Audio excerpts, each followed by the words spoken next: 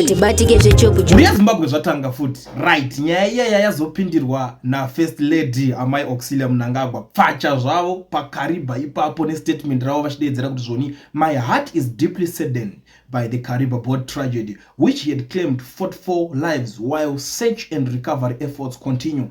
As a mother, I grieve with the families who have lost their loved ones and share in their unimaginable sorrow. My thoughts and prayers are with all the affected families while we continue to pray for those still missing. May God comfort and strengthen the bereaved families, guide the teams tirelessly involved in the search and rescue efforts, and grant our nation strength during this difficult time. Ndo mashoko avari kutaura panapa amai Auxilia Mnangagwa vachipinda panyaya iyoyi. Hakomana panonetsa panotyisa. Inonoziva kuti inini chandiri kutochemawo even panyaya iyoyi ndekuti imagine munhu wokuti ari kuziva kuti ane hama yake yashayikwa uchaziva kuti saka nemuKariba meya haina kutorwa nemakaro here zvinongorwadza. So unoziva kuti alright hope hadzibate.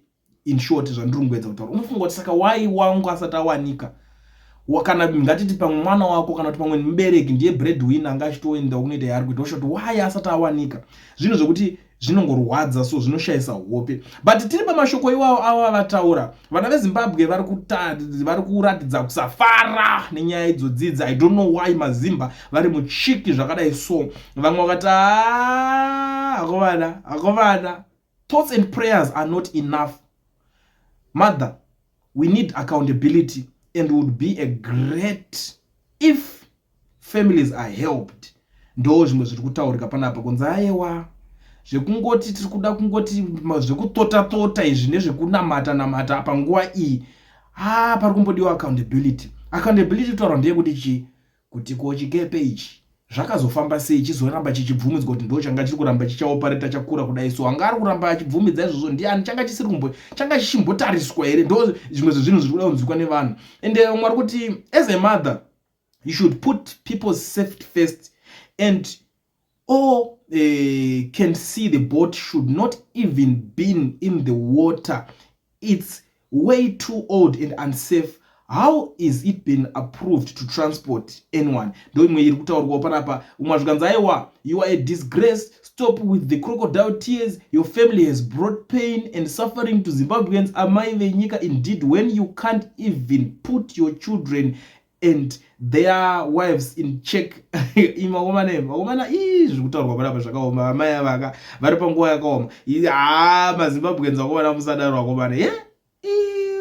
Iwe hanzi mukwani musanyebedzere kuita tsitsi dzenhema. Ndo zvimwe zvikutaurwa nemumwe zvikanzi aiwa musodzi yegarwe haimbofa yakaonekwa nekuti garwe rinonyebedzera kuchema nguva dzose. Ndo imwe iri kutaurikawo panapa nemumwewo. Vamwe vakati aiwa you surely can go witness a murder anymore zvitsva trial but you can't helicopter yourself to the site of Kariba disaster and see for yourself what needs to be fixed by your incompetent ministers and other authorities who lie to you in the meetings. Do you have advisors? Oro ingori chamtengure vhiri rengoro. Ndo imwe iri kutaurwa nemumwe panapa. Zvikanzi ime moyo yedu iri kuchema chimbomirai timbodai kuningirikina. Zvikanzi umwe akati aiwa rubbish fake tears. You have enabled your husband, sons and all associates to exploit Zimbabweans.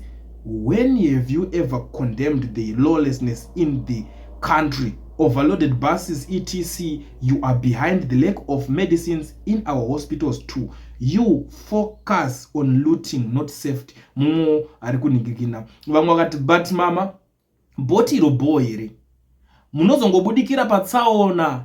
But Twitter say to avoid this, you can't be sending out condolences messages all the time. Ko mukamboti mari dzemota dziende ku public transport nema roads munopaonawo sei ipapo. Ndo imwe iri kutaurwawo nemumwe panapa. Umwe akati aiwa you are liable to pay those families compensation. Your government is spending money on cars and your sons millions on prostitutes, drugs, yet you failed to look at citizens' basic rights and safely compensate the families.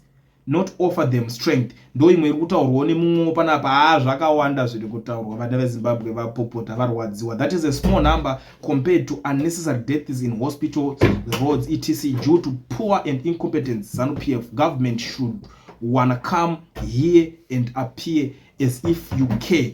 Iwe mai ava vapinda business.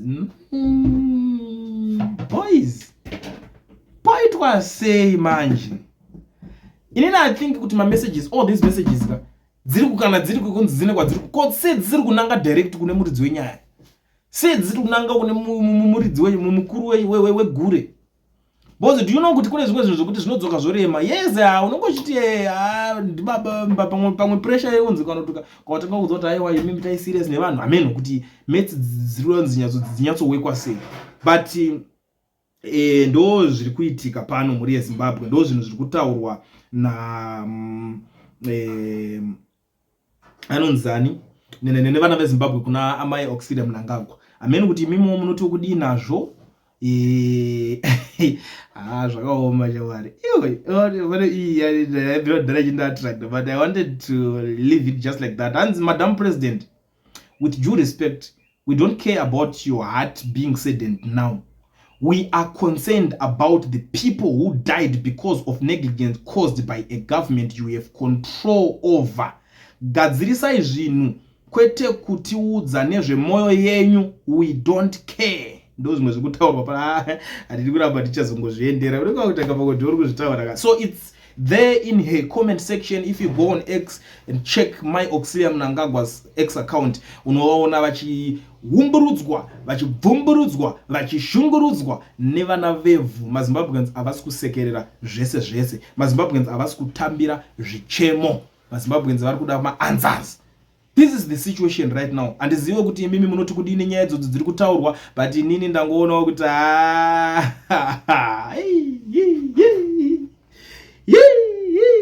vana veZimbabwe vanopopota baba. Vano mai zvekuti nehasha dzine vanhu izvezvi paroad pavanenge vachipfuura ipapo dzimba dzavo kwavanenge vachigara ikoko, pakanzi papfuura pakanzi onai cuts iyo cuts ndeye kumba kwaMnangagwa. Handifungi kuti vanhu vanoisiya iri penyu. Kana kuti pakanzi imbwa yapoya iyo ndeye imbwa kwaMnangagwa. I think kuti inourayiwa ipapo vanhu kana nendandi chaidzo. Uyu wakatsamwe kana shiri chaiyo kanzi ndope inoraramira pepe. Amen. Tell me what you think in the comment section. Pane nyaya iri kuitika iko zvinezvi muri yeZimbabwe. So far kwarikavhwa 44 ndo nyaya yemamirira dzakaita pari zvino, ndo pane zvibodzwa, but vanhu vachikuramba vachitsvagwa, vachisechwa, vari kuramba vachionekwa kuti zvakamira sei. Asi vana veZimbabwe chichemo chihombe chavari kunyanya kuchema kuti kana zvichinge zvanga zvakadai so vedwe, munofanira kugara muchichekawo kwete kungorana zvinhu in ignorance, kana ngoti nyika yangonzi kungorana, ingozvirana kuti munhu mumwe naumwe ngangozvionera kwaari ikoko. Hazvisi kuzopera mumushe mani. Pari kunzi futi kumwe kune dambudziko iroro kumabhazi, vari kurova overload 130 passengers, 120 something passengers. Iro rinonzi rinofanira kutakura 65, mamwe anenge kanzi 72 wameno. Saka ndopamwe pacho pari kutaura kunzi mazi passengers iwo akawandisa. Handiti zvinhu zvokuti zvofanira kuti kwete kuzongobudikira moti ndiri kunzwa urombo, moyo wangu warwadza ndezvinhu zvaitika, ndiri kusiririswa. Ndo zvimwe zvezvinhu zviri kutaurwa panapo kuti kana zvikakwanisa kugadzirika nguva iripo, hatizorambe tiri vanhu vekungochema ende zvimwe zvacho zviri kuzonyauchemwa zvasangana, chibhoti chakasakara. But koma swimming jackets obviously hapana kwavaizomawana vanoti mvura parikuitwa mushikashika kungoitwa overload zvavangofana nezvavanoita kana vanhu veya vekuti vanolodhana kana muHonda Fit. Unozoti Honda Fit hanzi kune maHonda Fit kuti inenge yakatakura vanhu kana 9 kana 10. Unoshati vapinda sei, vakagara sei imo. But chinhu chekuti chakadhizainwa kuti chigare vanhu vangani, ikatotakura mapassengers yakawanda, yakadhizainwa inokwanisa kugara vanhu 4-5 including driver, zvapera zvakadaro. Safety yevanhu inenge iri better pakadaro. But already vanhu magara makatsimbirirana, pakangoitika impact chete zvinhu zvatodhakwa. But zvinhu zvikuramba zvichiendera mberi in the name of tiri kukavhirana kuti zvinhu zvinake, tiri kutobatsirana kuti zvinhu zvifambe mushe. Ndakanoona kune imwe nice ndikini iri kunzi yakauya, vanhu vakaadopta kazviri kuita ana Bolt munomu izvi, zvekuti kune Bolt kune chinchi. Saka ndakanzwa kuti hanzi kuZimbabwe kwane InDrive, vari kubatwa zvisingaita vanhu vacho InDrive. So ndo pari kuzodzoka povhiringidzana kuti saka vanhu vacho manje zvinodzoka zvonhinge, saka mushikashika ndori right here. kudarika ava vari kuita zvinhu zvakadai so zvenhirikeni zvekuti munhu anokwanisa kubhuka rake raidhi rake ari ega utozviendera kwaari kuenda. Hapasina nidhe kuti uende ukatsikinywa mumamishikashika. Hapasina nidhe kuti pachienda muchiitirwa noise muchidaidzirwa tauti vakomana matautsi yowe kwakadai chinyararire. But amen. Zvamuchaitawo neinformation zvinenge zvava zvenyu, inini ndatorowa pangu ndapedza.